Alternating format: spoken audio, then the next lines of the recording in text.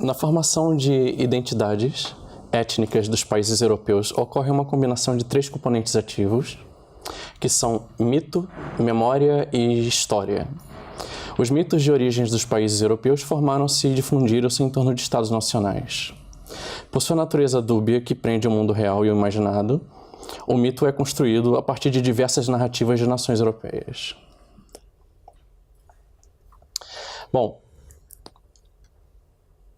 então, a questão é como os europeus enxergavam a América, como a América foi explicada e traduzida pelos europeus, que depararam-se com um mundo novo, ou um novo mundo, e precisavam explicar aquela situação totalmente nova a partir do universo que eles possuíam, como é que eles iriam hierarquizar aquilo, catalogar, dar sentido àquilo.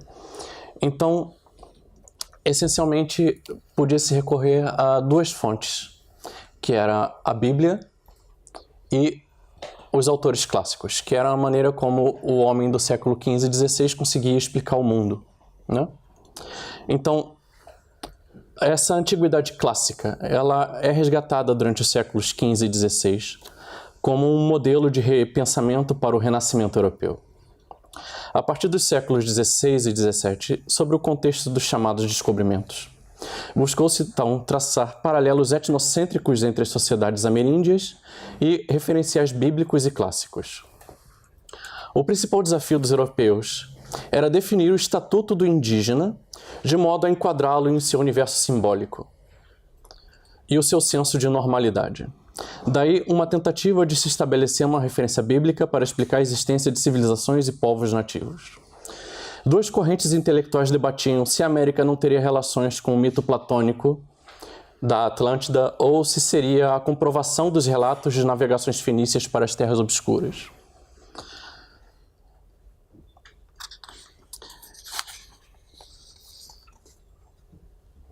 Em combinação aos textos bíblicos, o uso de autores clássicos conferia legitimidade e suporte ao estudo e compreensão dos nativos. Então, houve uma grande especulação por parte dos europeus sobre como seria possível que a América fosse habitada e houvesse civilizações complexas na América se todos os descendentes de Noé estavam ou na Europa, ou na África, ou na Ásia. Então, afinal, o que era o indígena americano? Então, surgiu uma série de debates acadêmicos entre teólogos e filósofos renascentistas. Então, tentava-se, na verdade, enquadrar de qualquer maneira o novo mundo ao que se sabia do conhecimento dos antigos. Então, tentava-se enquadrar a existência de civilizações complexas como os incas, os astecas, a possibilidade de se haver sobreviventes do cataclisma que destruiu a Atlântida. E, por outro lado, também se buscava na Bíblia referências sobre um reino místico de Ofir que forneceriam as riquezas do rei Salomão. E, a partir daí, é necessário que se compreenda quais são os critérios de verdade da época, né? A partir do momento que nós temos uma convergência de testemunhos bíblicos e clássicos, por exemplo, nós temos Heródoto e Diodoro mencionando que os fenícios eram capazes de circunnavegar a África e viajar para territórios inexplorados. E Diodoro, inclusive, descreve 2 grandes ilhas para além do Estreito de Hércules, onde haveriam grandes rios navegáveis, etc. Então, os europeus acabavam vendo ali uma constatação de que toda essa descrição parabólica, na verdade, era uma descrição apurada, né, de fatos históricos. Então, a partir do meados do século XVII, começou a surgir uma teoria de que fenícios, em algum momento, teriam chegado à América, preferencialmente à América do Sul, e ali estabelecido cidades ou algum tipo de civilização. Essa civilização em algum momento deu para torto, e os seus sobreviventes eram os indígenas. Ok? Bom, vamos dar um salto em direção ao Brasil do século XVIII, precisamente em 1718, que é quando descobrem ouro na província do Mato Grosso. E a partir dessa corrida do ouro voltam a empreender expedições exploradoras para dentro dos sertões brasileiros, território parcamente mapeado e majoritariamente inexplorado, né? Então, desde o século XV, muitos desses mitos geográficos estiveram relacionados estritamente com a imagem de uma ilha ou perdidos em algum confim do Oceano Atlântico.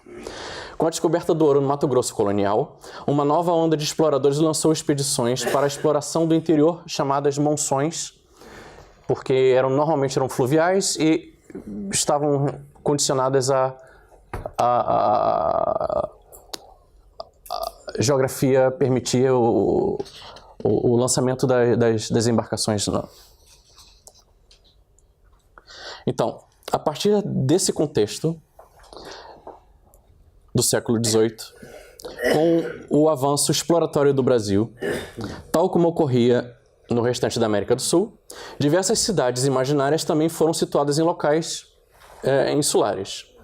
Nesse ambiente imaginário, o mito foi regido por leis fantásticas que aproximam a humanidade de um tempo primordial, o próprio paraíso celestial, transfigurado em um local terrestre, mais acessível aos mortais.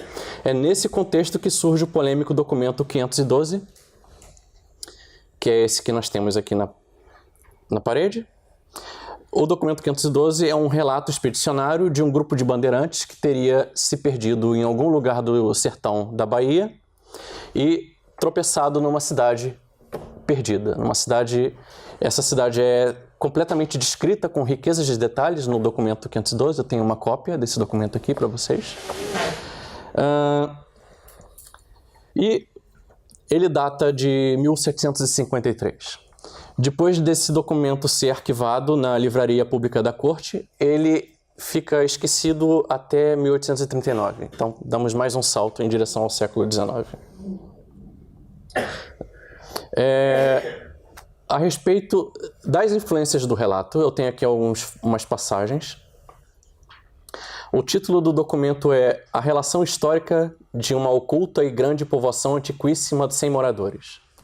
É como ele foi registrado no Instituto Histórico Geográfico Brasileiro. Então, nós temos aqui influências mediterrâneas clássicas, como, por exemplo, a descrição de pórticos e inscrições. Eu vou ler apenas a parte grifada, por questões de tempo, né? Então, a grande povoação cuja entrada é por 3 arcos da grande altura e do meio é maior, e dois dos lados são mais pequenos. Então, sobre o grande e principal dos portais, divisamos letras que não se poderão copiar pela grande altura.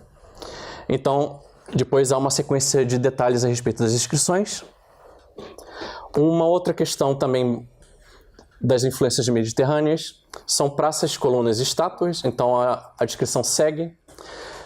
Passada e vista a rua de bom comprimento, demos em uma praça regular e no meio dela uma coluna de pedra preta, de grandeza extraordinária, e sobre ela uma estátua de homem ordinário, com uma mão na ilharga esquerda e o braço direito estendido, mostrando com o dedo índex ao polo norte.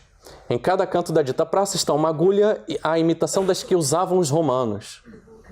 Então, já não é nenhuma referência sutil, já é mesmo uma apropriação da arquitetura romana.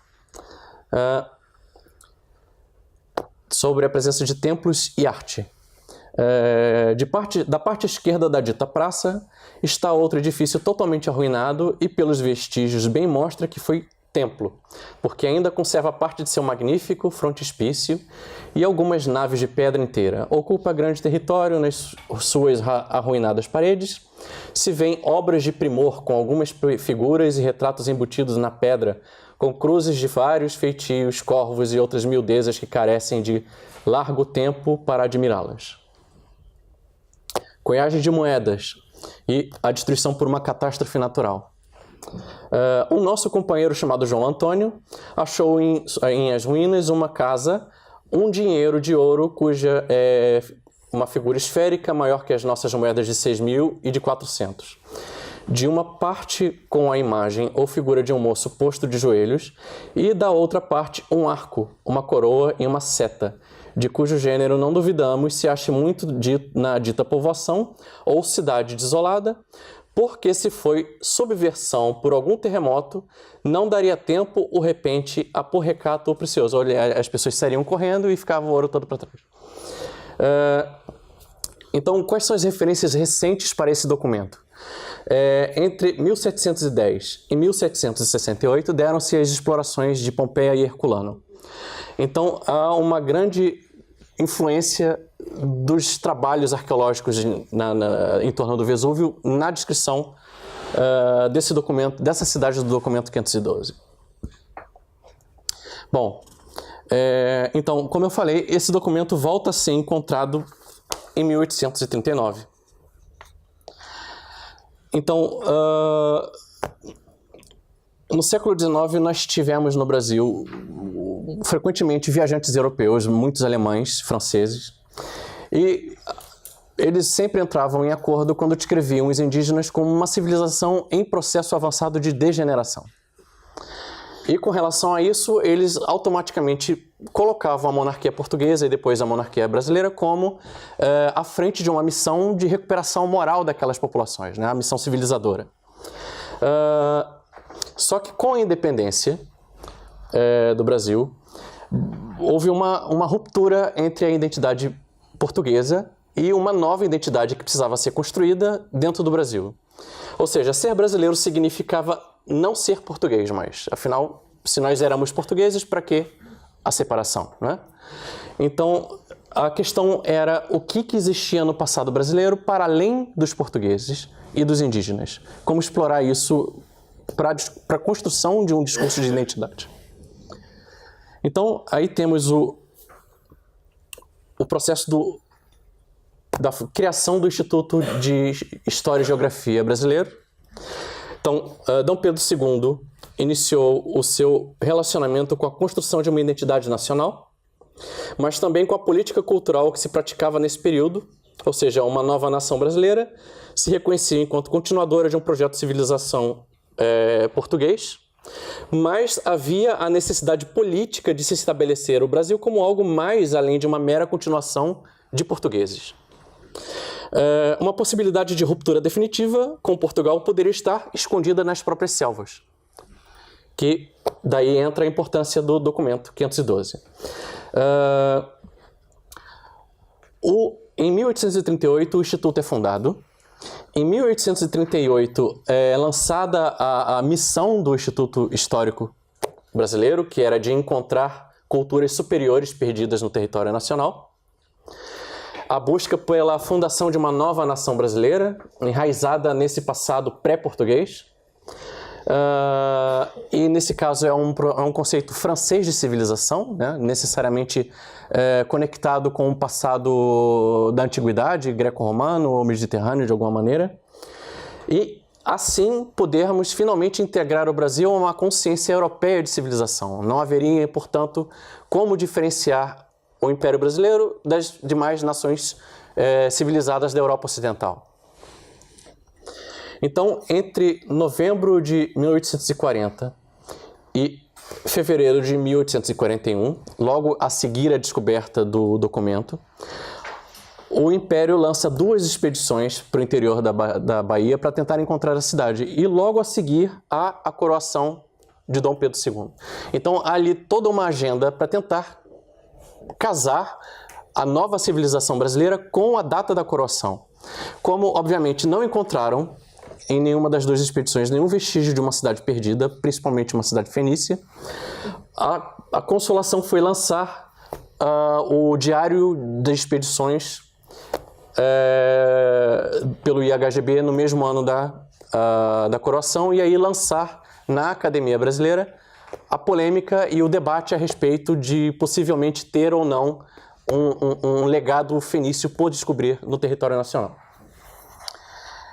Então, até 1848, há uma sucessão de expedições em direção ao interior da Bahia, sempre terminando em fracasso, né?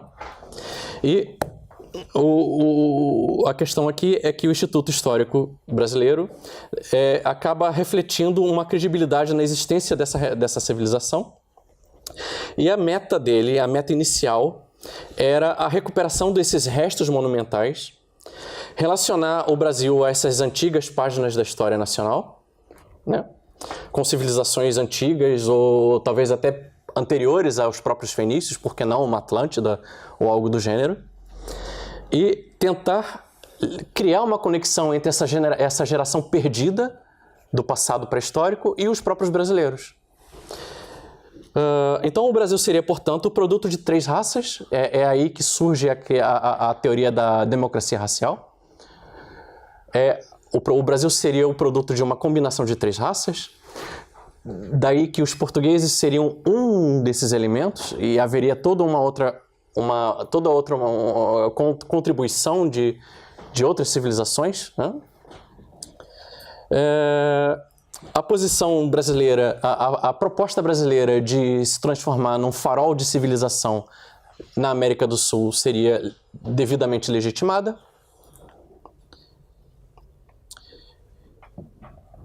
E a coroação de Dom Pedro II seria o marco desse novo Brasil com talvez milhares de anos de idade.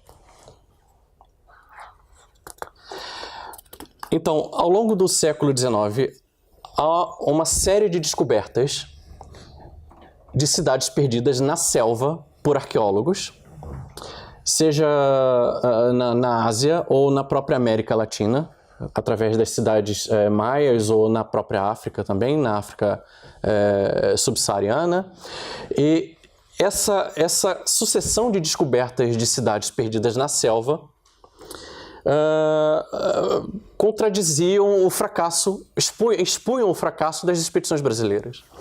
Então, esses precedentes arqueológicos mundiais, eles criavam uma pressão sobre o IHGB, de que afinal, por que eles ainda não descobriram a nossa cidade perdida? Né? Se todo mundo aí está descobrindo cidades, por que o Brasil ainda não encontrou a sua? Né? Então, ao mesmo tempo que isso criava uma pressão sobre os arqueólogos imperiais, isso também dava legitimidade ao apelo brasileiro de que sim, havia sim uma cidade que simplesmente ainda não foi encontrada. E ao contrário do que possa parecer, essa incapacidade brasileira de encontrar a cidade perdida, ou uma cidade perdida qualquer, criava na Europa uma febre, uma mania de tentar participar. Isso tornou-se um topos extremamente popular nas sociedades europeias como um todo. Então, a partir de 1844, 45, o documento 512 começou a ser traduzido para diversas línguas e começou a ser largamente debatido na França, na Alemanha, na Dinamarca.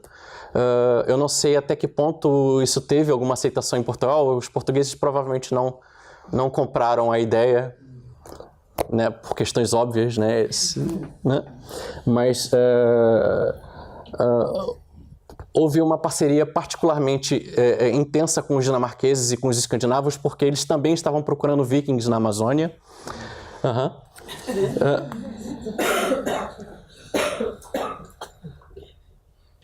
Vou dar um salto.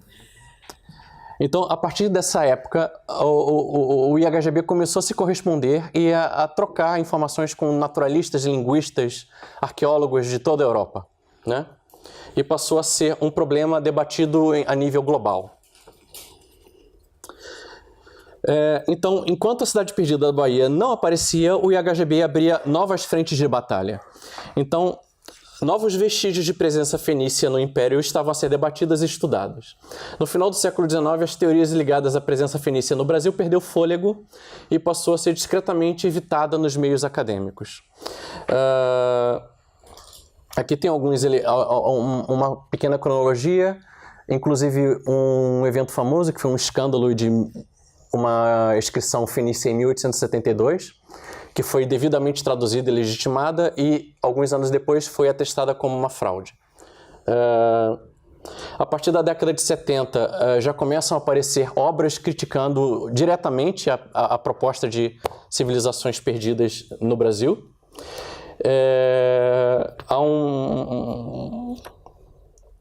Aqui há uma compilação de algumas dessas epigrafias, né? Esse é o texto forjado, né? Esse aqui é uma transcrição de Debré. Debré tem várias imagens de transcrições de inscrições fenícias, né? Partindo direto para a conclusão. Então, ao longo do século XIX, foi o mito da antiguidade que ajudou a forjar os ideais de identidade e comunidade dos Estados-nações, e no Brasil não foi diferente. O discurso de identidade como ligação com o passado, idealizado na antiguidade, no caso brasileiro foi derrubado pela carência de evidências materiais, né?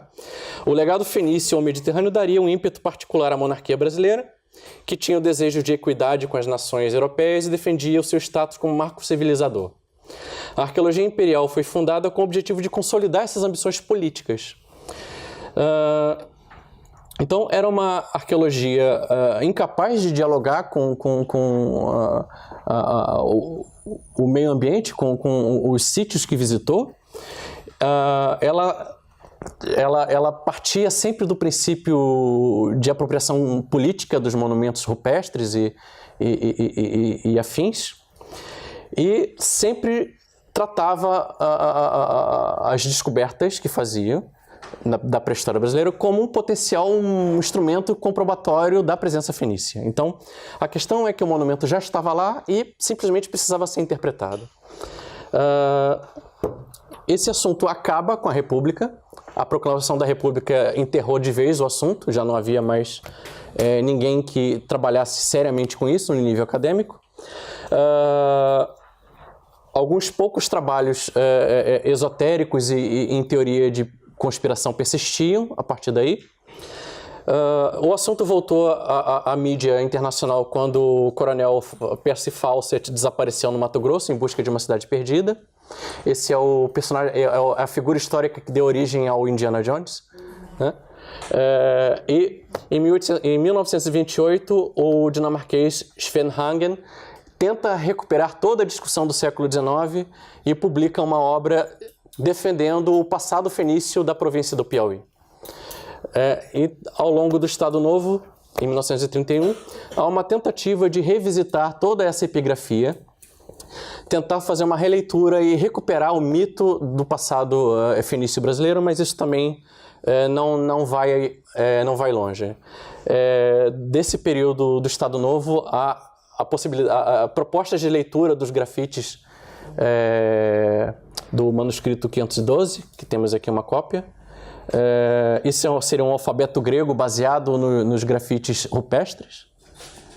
Essa é uma tentativa de ler a Pedra da Gávea, que teria ali talvez inscrições fenícias, que também não são originais, mas não interessa, foram lidos. E pronto, obrigado.